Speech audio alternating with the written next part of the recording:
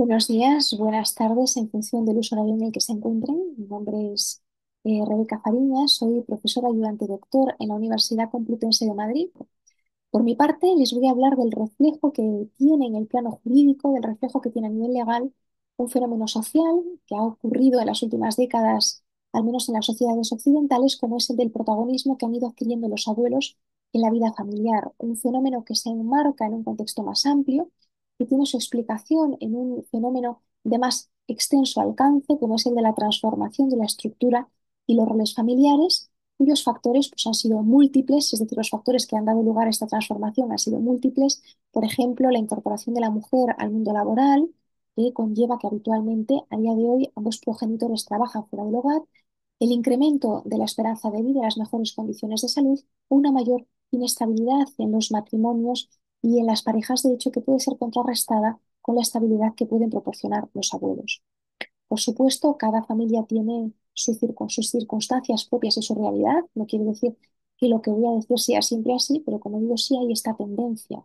¿no? Sí existe este fenómeno social de haberse convertido en muchas ocasiones los abuelos en las principales figuras de apoyo para los progenitores en cuanto a la crianza y educación de los hijos. Se ha acuñado, de hecho, ese término de abuelos cuidadores y por otra parte, ese rol de abuelos cuidadores pues implica el haberse convertido en referentes o el poder convertirse en referentes o en apoyo para los hijos menores, para los nietos,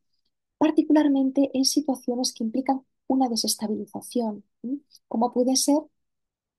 situaciones familiares complejas de nulidad, separación o divorcio, fallecimiento de un progenitor, dejación de funciones por parte de ambos progenitores, porque, por ejemplo, como consecuencia de una adicción o de una enfermedad mental grave, ya no pueden asumir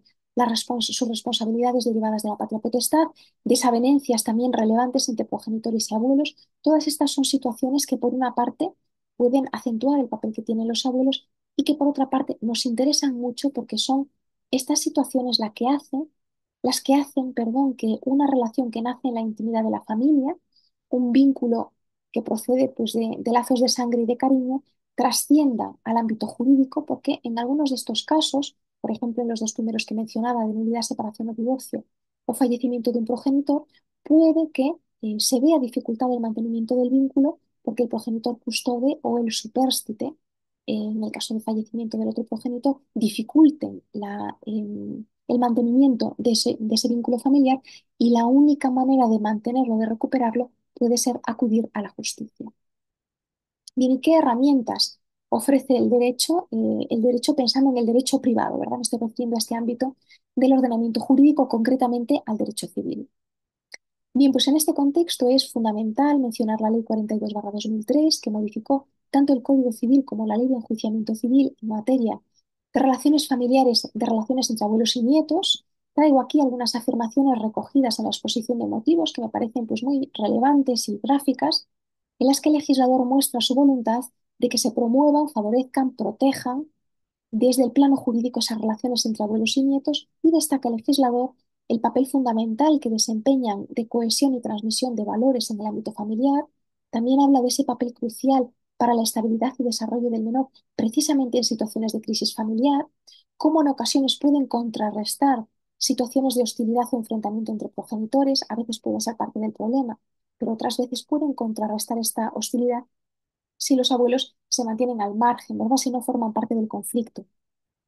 dotando en esos casos a los menores de referentes necesarios y seguros. Bien, aquí recojo los precedentes que han sido modificados en el Código Civil, no me voy a referir a ellos, sino sencillamente mencionar que estos preceptos constituyen el fundamento legal de los mecanismos de protección del vínculo jurídico, perdón, del vínculo familiar entre abuelos y nietos desde el derecho privado. Son dos esos mecanismos. Recuerden que nos preguntábamos qué herramientas ofrece el derecho cuando la relación entre abuelos y nietos se ve dificultada. Bien, pues tenemos aquí dos mecanismos, dos herramientas. El reconocimiento de un derecho de visita y comunicación entre abuelos, de los abuelos a los nietos y, por otra parte, la atribución excepcional de la guardia y custodia. En el primer caso, tenemos el reconocimiento, la posibilidad de establecer un régimen de visitas tanto en el marco de los supuestos de nulidad, separación o divorcio. De hecho, el artículo 91b prevé que en el propio convenio regulador puedan los progenitores acordar ese régimen de visitas en favor de los abuelos. Por otro lado, el 162, que es la sede material propiamente del derecho de visita y comunicación, que no queda en ese caso restringido a estos supuestos de nulidad, separación o divorcio, sino que tiene un ámbito más amplio, más adelante nos referiremos a él, y el 161, que hace referencia al derecho de visita del menor que se encuentra en situación de acogimiento. En cuanto a la guardia y custodia de los abuelos, es excepcional. Se hace referencia a este supuesto en el artículo 103.1, párrafo segundo. Precisamente en relación con esta atribución de la guardia y custodia, salía hace un año y medio aproximadamente en la prensa el caso de unos abuelos de la provincia de Pontevedra que habían solicitado la atribución de guardia y custodia a pesar de que los progenitores de sus dos nietos, menores de edad, no habían sido privados de la patria potestad. ¿Qué ocurría? Que los abuelos venían desempeñando desde el nacimiento de los menores la función de custodios de hecho. Finalmente, el juzgado de primera instancia de La Estrada, en una sentencia del 26 de septiembre del 2023, concede esa atribución de la guardia y custodia con una pensión de alimentos y un régimen de visitas, comunicación y estancia a favor de los progenitores, supuesto que ocupó, como digo, titulares de prensa precisamente por la peculiaridad de no haber sido privados, por la peculiaridad de encontrarse los progenitores vivos y en condiciones de asumir sus responsabilidades. Bueno, lo cual pues es representativo, por así decir, del papel que pueden tener los abuelos en la vida de unos menores. Se enmarcan ambos derechos en el más amplio derecho de abuelos y nietos a relacionarse. Los objetivos de esta comunicación son fundamentalmente dos. El primero, realizar una revisión de la configuración jurídica del derecho de visita y comunicación, concretamente de este, porque por el tiempo no puedo referirme a los dos, entonces he preferido centrarme en uno de ellos. Esta revisión abarca los últimos 21 años y medio, casi 22, desde la promulgación de la Ley 42/2003, en que se reconocen expresamente estos derechos a favor de los abuelos, hasta la actualidad, haciendo una revisión de la jurisprudencia menor abundante, de la jurisprudencia del Tribunal Supremo, también menos abundante, pero muy interesante, así como de las aportaciones realizadas por la doctrina especializada en la materia. Me he planteado qué cuestiones jurídicas problemáticas han sido resueltas en este tiempo, qué vacíos legales han sido cubiertos a través de los criterios establecidos en la praxis judicial y en qué medida se ha dotado de contenido material a conceptos jurídicos indeterminados, pero determinantes del establecimiento del régimen de visita y comunicación, como por ejemplo la noción de justa causa o el contenido del derecho eh, a relacionarse entre abuelos y nietos. Segundo objetivo, una propuesta de ley de referenda que contribuya a reforzar la tutela y efectividad del ejercicio de este derecho bajo la perspectiva de tratarse de una medida que se podría considerar protectora del menor. Bien, centrándome en las cuestiones problemáticas, la primera de ellas, abordada en la praxis judicial, ha sido la del contenido. ¿Cuáles son las facultades que abarca el derecho de comunicación y visita? Aquí la principal problemática era valorar si se podría permitir también a los abuelos que solicitasen un derecho de comunicación y visita que incluyese la estancia de los nietos en casa de los abuelos, la pernocta. Bien, se ha consolidado una interpretación extensiva del derecho de comunicación y visita favorable a la inclusión de esa posibilidad de pernocta. Se avala, se consolida, pero no se fundamenta, curiosamente. A nuestro entender, se podría fundamentar esta interpretación extensiva en una interpretación sistemática de los artículos que reconocen el derecho de comunicación y visita, una interpretación sistemática que ponga en relación esos artículos que vemos ahí entre paréntesis con ad intra, es decir, dentro del cuerpo del Código Civil, con el artículo 162 que utiliza la expresión más amplia, derecho a relacionarse, que parece pues, abarcar todos los aspectos que son propios de una relación familiar cercana, ¿no? Y dentro de esos aspectos propios, pues incluiría una estancia breve, ¿no? Se incluiría también la posibilidad de pernocta.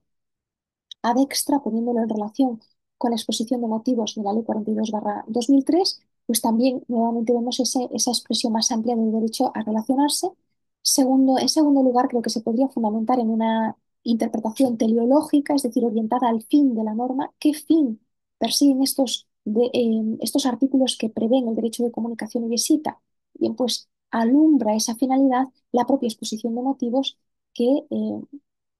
nos habla de potenciar el contacto entre abuelos y nietos. Segunda cuestión compleja, bueno, aquí ya siento que se ha desconfigurado un poco eh, la diapositiva. Bien, espero que sea la única en la que ha ocurrido esto. La segunda cuestión compleja es la extensión en el ejercicio de este derecho, toda vez que el Código Civil no prevé unas reglas establecidas no prevé unas reglas estándar, extensión en cuanto a tiempo, modo, lugar, periodicidad. Bien, pues en estos casos se adapta esa extensión del ejercicio a las circunstancias personales, familiares, materiales. Habrá de tenerse en cuenta también si en casos de nulidad, separación o divorcio se ha reconocido un régimen de comunicación y visitas a favor del otro cónyuge no custodio, en cuyo caso pues habrá de conciliarse el de los abuelos con el del progenitor. En todo caso, sí hemos detectado que en la práctica hay tres criterios, se podría hablar de tres criterios orientadores para el juez que ha de ponderar, que ha de tener en cuenta a la hora de determinar la extensión. El primero de ellos es el interés superior del menor. Como saben, criterio rector de toda decisión que se tome en relación a los menores. En la práctica, a la hora de concretar, en el caso concreto, qué quiere decir el interés superior del menor, es decir, si, eh, en qué medida es bueno para el menor, se corresponde con su interés superior el mantener la relación con los abuelos y en qué medida se ofrecen determinados criterios legales genéricos recogidos en la Ley Orgánica 8/2015,